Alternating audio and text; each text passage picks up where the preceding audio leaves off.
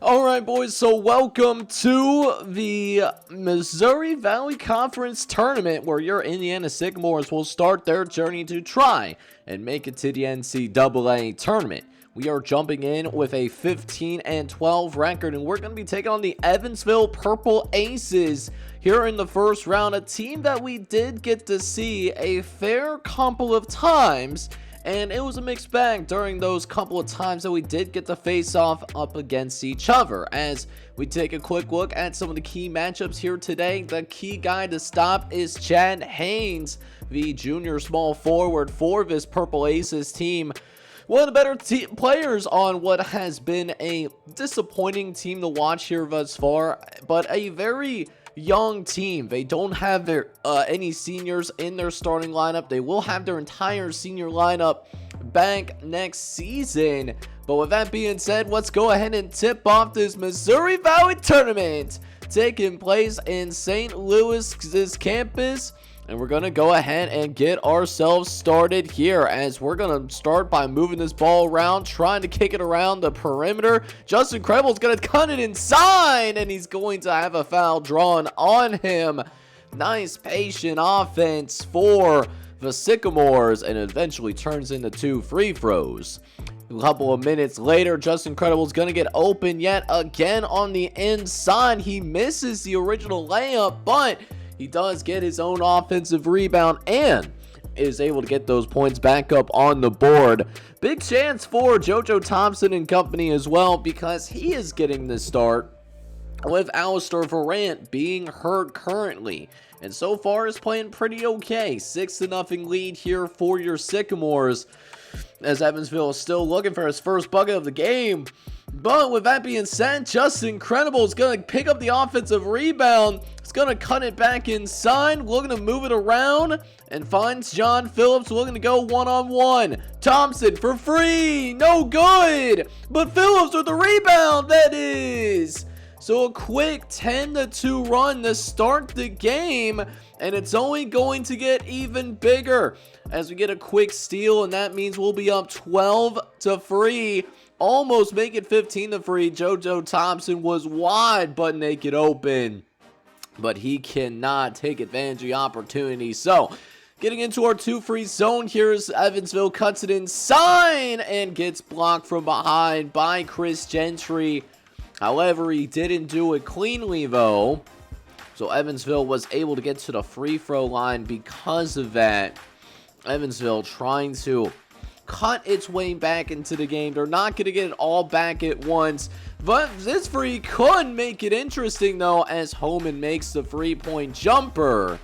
So now just a 7-point game, as Ramos gets a double team on him, gets it out to Baraseca on the wing, and he sinks it through. Baraseca making his first free throw of the day, as now 16-7 is your score. Clevos is trying to go inside and draw the foul, but clean defense being played, and it's a beautiful pass to Baraseca, who gets the easy layup. Forces Evansville to take one of their timeouts. So one of their timeouts does have to be taken there, as Evansville tries to claw back in and get some momentum before we go into halftime. And that foul could certainly help in that regard, as John Phillips is going to have his first personal foul called upon him. And so that means that the Purple Aces are starting to cut into this lead, slowly but surely. Kruger's going to try to cut it inside, find the center, and somehow gets that one to run through. Markovich is able to now have 6 points, as there was just nobody on the backside getting ready to help on defense. So Evansville is able to get some free points because of that. They might get a few more here, but just misses. Ken Harris gets the rebound, and Baraseca tries to go coast to coast, but is called for the foul. And Baraseca does end up making both free throws. So really taking it at a high-octane offensive type of way. Barlett, he's going to pull up for a mid-range jumper. That's good. And it certainly seems like the Sycamores are playing some high-level basketball right now here in this first half overall, as they're still holding on to that 11-point lead. As now, going inside. It's incredible. He's got a mismatch inside. He's got a baby. He wants the post hook, and he's got it. Just incredible with his first field goal of the day. And just looking to continue to go to work here as well. So here we are, 33-18 Sycamores. As Phillips gets into the post area, he finds Scott Smalls for the open three. No good. Here comes Evansville, trying to go the other way. Holman, coast to coast, yes! Holman now with 8 points there, and a beautiful coast-to-coast opportunity as well. So here we are, 36-20 lead here, as Kruger is going to go inside. It's going to be, no, it's going to be blocked. It will end up being blocked going the other way. JoJo, yes! JoJo Thompson with another bucket of his own. We're now looking at 38-20 here. Evansville trying desperately to keep up, but there's going to be another steal. Thompson trying to lay it up, but it's going to be found. Holman is going to have it called on him. That's his second personal. He will likely need to sit down for the rest of the first half, as this Indiana State team, well, they don't want to be left behind here in this first round of the Missouri Valley Tournament. They're going to have a 19-point lead. But we certainly want to finish this first half strong, though. Don't get it twisted. So here we are, Barlett with the 3-point jumper. That's good, as that will help Evansville carry a little something into halftime. But the Sycamores, well, the Sycamores have been shooting pretty well from the field. They shot 47% from the field, while also holding Evansville to just 34% on the day. We also already have a couple of guys in double figures as well. JoJo Thompson has 13 points, and Baraseka, he's got 10 himself. And I mean, you gotta show some love for JoJo Thompson for sure, man. That's a guy that, you know, really had to step in, did not play significant playing time in the regular season, and now is getting a shot here in the conference tournament, the most important time of the year. And so far, he has answered the call and has helped this Evansville team have the significant deficit that they're dealing with right about now. So here we are, second half, still got to finish strong. Baraseka pulling up from free, and it's good. Baraseka continuing his strong shooting performance from the first half as JoJo Thompson gets a steal. He wants to go coast to coast himself, lays it up and throws it down. JoJo Thompson with 15, and we're just letting it fly at this point. Tyber Gian wants to get involved. He misses, but Chris Gentry is there for the offensive rebound, and he'll end up getting fouled himself. He actually makes both free throws as well. So now 52-28 your score, and now the freshman looking to go to work. He's got a small man on him, and Chris Gentry's got it again. Chris Gentry getting a little bit more playing time here in this second half, because we are at a point where we have an absolutely dominating lead right now. That is for certain, as we get in yet another steal. Ramos wants it inside for Tyber Gian, and that's good. And that allows us to double up on the Evansville Purple Aces. As now we'll cut it over to Barlett. He makes that one good. And that, man, at that point, barbecue chicken. Absolutely barbecue chicken at that point forward. We end up winning 84-49, and led by JoJo Thompson. This team had an excellent first round here in this Missouri Valley Conference tournament, and he did an excellent job shooting from the field in particular in this one. Yeah, so it was a game in which it was so dominant that the backups, our bench players, actually had more minutes than our starters. All of our starters had less than 20 minutes played in this ball game. That was a testament to how well that we played and how well we continue to play, even with some of the guys that normally don't get much playing time.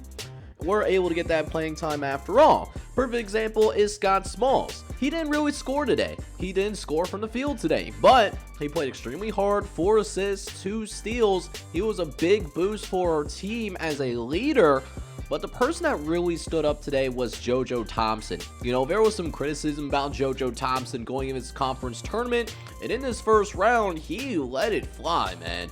15 points and a couple of steals too. He was named player of the game, as y'all saw. Baraselka also had an amazing first half as well. He ends up with 13 points in the game. And then some of our bench players were also able to come in and make some good things happen. Just incredible. Had 3 blocks in the game. You'll love to see that. Ken Harris, who normally doesn't play as much, 26 minutes today and looked good, man. 11 points, 5 rebounds, 3 steals. Can't complain about that type of effort. Chris Gentry, that is one of our freshmen that we have on the squad. He had 2 blocks in the game and was somewhat close to a double-double. Barlett, also another guy that really played hard today. This was someone that was a 1-star recruit and comes in 14 points, 2 steals as well. He played really well and honestly impressed me, considering this is not someone that gets legitimate playing time at least the majority of these games that we've played. So with that being said, we now move on to the next round of the Missouri Valley Conference Tournament. Now, on the opposite side of the Missouri Valley Conference, we had one more first round game, and it was Missouri State taking on Crankton. Missouri State did what they were supposed to do in this game, played a much more competitive game overall. It was 77-71, which was your final score.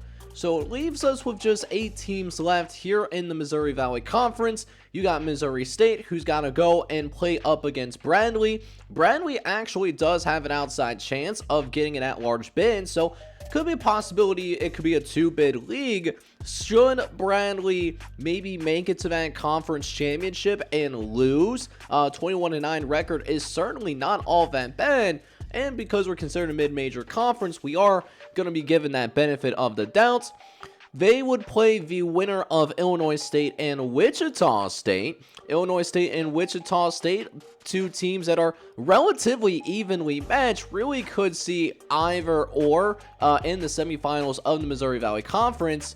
Drake is going to play Southern Illinois. Southern Illinois, also another team that could we see in the NIT. They have an RPI of 68, so if they have a good showing in this conference tournament, we could see Southern Illinois possibly in the NIT if they don't find a way to win the whole thing, but they got to definitely beat Drake in order to make that happen.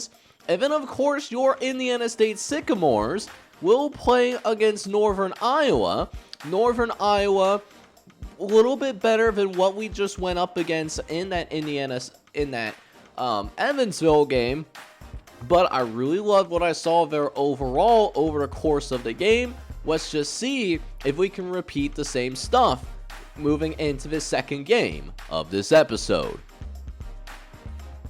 So this now goes ahead and takes us into the next round of the Missouri Valley Conference Tournament. We're now getting ready to get started up against Northern Iowa, who had a much better season than Evansville, I would say. 18-10 is certainly nothing to smirk at by any means.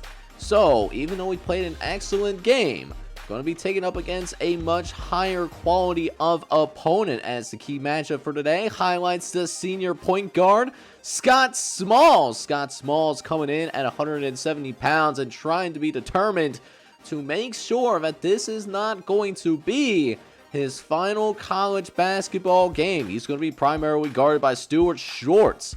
Stuart Shorts is a little bit bigger, but not as skilled as Scott Smalls. As we got a quick look at the starting lineups here, getting ready to come back at it again with the white fans. And with that being said, let's tip things off and get underway. Starting with your Sycamores, waiting to tip off. Baraseco with an open free right away.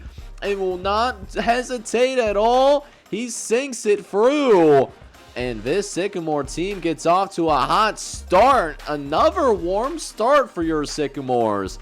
This was big for really leaving Evansville in the dust in the first round of the Missouri Valley Conference Tournament. Joe Phillips is going to even try a three-pointer, and while he didn't make it, his teammate Justin Credible was there for the offensive rebound. as this team quickly gets into a 12-5 lead. However, just incredible, trying to drive into the paint. He ends up turning the ball over, and it quickly turns into a couple of Northern Iowa points. So 15-9 is officially your score, as the Northern Iowa Panthers are looking to get back at it, trying to cut it to within a possession potentially. Settles for the little elbow jumper and is able to sink that one through. So that does point Northern Iowa over double-digit points, as Chris Gentry, who tried to get the offensive rebound and put it back up, but it's no good. Panger is open for deep, but it's no good. Atway, however, is there for the rebound, and that does mean that Northern Iowa is within striking distance, but not for long, though, as Baraseka continues his great play in the conference tournament. He's now got 8, and he's certainly feeling himself. Let's see if they go back over to him. They do. Baraseka gets inside to Ramos. Ramos got a guard on him. Pulls up for the hook, and it's no good. But there's Chris Gentry with the offensive rebound, though. And the offensive rebound has been procured. And we're also able to get some free points out of it. 13-22 your score. But that's only temporary, though, after a free is made in response by the Northern Iowa Panthers, though. As so, 25-16 remains your score, as Barlett fought about the free, but thought it was too contested. Nice job there, just remaining patient for a quick moment, as it allows for a much more quality shot to be made. And that has been the real key here in this first half for sure. Just get it inside and let the big men go to work. Scott Smalls going inside the Ramos. Speaking of which, he's going to have a nice little floater in the paint that's able to go down. That's his second made basket here in the first half. He's got 4. So a 30-16 lead for the Panthers. That's just incredible as a block. And now here they come running again. Phillips tries to drive inside. No good. Gets the offensive rebound, though, and lays it back in. And we have successfully doubled up Northern Iowa. We still got 4 minutes left to play in the first half. Really cannot complain about this type of performance at all, as it's certainly been suffocating right now, as that bank shot somehow comes through. Wasn't the prettiest bank shot in the world, but it goes down, just being a little bit old-fashioned in a sense. Certainly can't complain about it. 2 points is 2 points, no matter how you look at it. So here we go, 34-20 lead for the Sycamores, as they try to grow the lead further. Thompson open for free, and it's good! 3-point jumper is good for JoJo Thompson, as they did not close soon enough. Ken Harris will try for a free as well, and that's good! 20-14 your score, and oh baby, Indiana State is running with it, and oh, I thought Barlett was going to have a steal there, but instead it left the zone scrambling quite a little bit. But with that said, though, amazing first half for your Indiana State Sycamores. Yet again, able to shoot 42% from the field. And because they shot so highly, they're going to try and leave Northern Iowa in the dust right now. As we take a quick look at who your player of the half is, it looks like they go to Baraseka, the senior small forward, who's been able to really shoot well from around the arc. He's got 2 made 3-pointers in this first half of action. And not to mention, he's just been a good facilitator. He is an X factor for his team for sure. So when he's getting going, that means like a lot of his teammates are also able to get open as well. So something to monitor as we dive into this second half. But we actually don't get the first bucket in the second half. That is actually going to belong to this Northern Iowa Panthers team, as they're looking to try and get into the paint some more. Ellis tries to kick it inside. Kanye settles for the mid-ranger. Danger! No good! But Keller picks up the offensive rebound, and just incredible, now gets his third personal foul, so he might be in a little bit of foul trouble. It's got to be a little bit careful with how he plays defense. So Credible's going to take a rest here, but the defensive intensity is not going to stop anytime soon. JoJo Thompson going coast to coast after a steal himself. He's got 8 points. Not as effective as what he was in the first round matchup, but, you know, still playing pretty well, all things considered, right? As we do allow Northern Iowa a chance to get an offensive rebound. Still up by 17, so I'm not too hurt by it, but Conran is going to kick it inside back to Keller, and we might have a little bit of matchup that we're going to have to find a way to go ahead and deal with real quick. That might be an issue that we got to handle in a minute. As now Leslie is looking to get them back a little bit closer to single digits, cutting it inside and finds his point guard yet again. So Northern Iowa starting to get hot a little bit, but Scott Smalls gets the steal, gets it to Ken Harris, and he can't lay it in. But he will have a foul called for him, though, as Ken Harris makes both at the free throw line.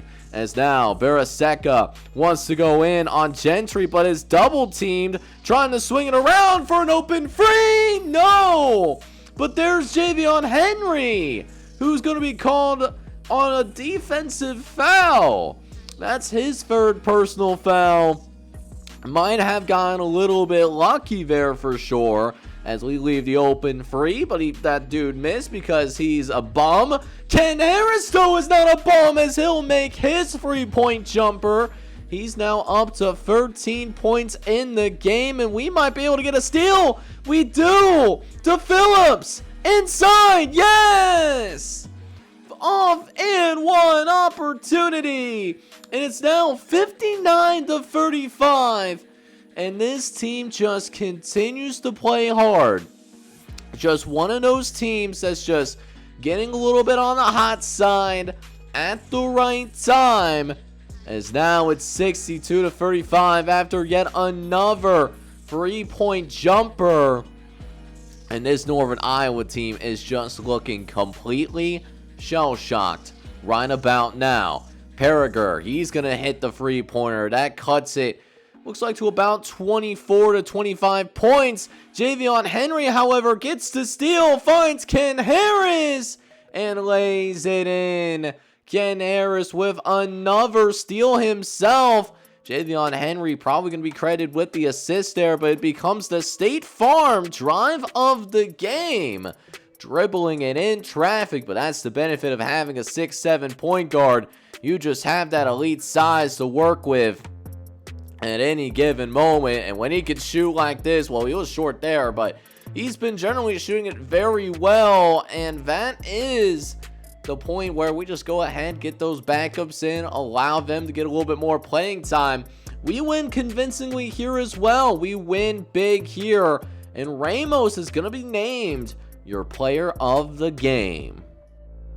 So you want to talk about leading wire to wire? We certainly led wire to wire in this game, and it was another one where, hey, we had some real good performances from our bench, especially from a couple of guys in particular. Starting with the starters. The starters, again, didn't play nearly as much in this game for a variety of reasons. JoJo Thompson did cool off a little bit. Did have 8 points in this game, but he showed some flashy hands, able to get a few steals in the game. Baraselka nearly had a double-double in just 23 minutes of action as well.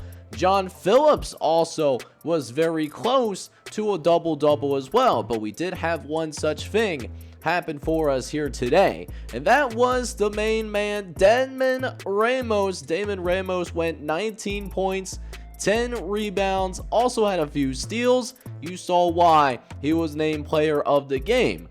We also had a big-time performance from Ken Harris as well. Ken Harris was able to get 4 steals in this game and had 18 points. Really love the size that he brings to the table, and he's still got a couple of years to grow now, so I'm really excited about that. Chris Gentry nearly had a double-double, continues to improve as a freshman, starting to get a little bit more trust with that coaching staff as well, as that will indeed send us to the semifinals of the Mountain West Tournament. So we get through some of these other quarterfinal games, and oh my, do we have a major shocker. the #1 seed in the Missouri Valley Conference is gonna go down, and they go down hard as well.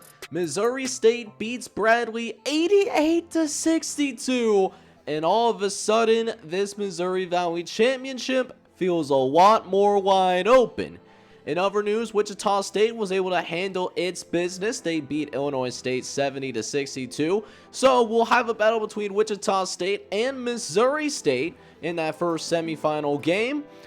In the game that will have more effect on us will be Southern Illinois taking on Drake. The Drake Bulldogs will be a one and done as they lose to Southern Illinois 77-67. And so that means that we'll take on the best team remaining in the Missouri Valley and Southern Illinois, who, as we mentioned earlier in this episode, has an outside chance. We are going to be a little bit undermanned. Southern Illinois, a significantly better team than what we have gone up against so far in this tournament. But guys, we are just 2 games away. 2 games away, I say, from going to the NCAA tournament. Can we finish it out in the next episode? But we'll have the Final Four coming up in that next episode. I hope you guys are so excited for it, because I certainly am. If you are, make sure you go ahead and smack that like button. Hit that subscribe button as well if you do have to be brand new. I'll see you guys next time with the conclusion of the Missouri Valley tournament. But until then, I hope you guys are all out there having a good one. Take care, everybody.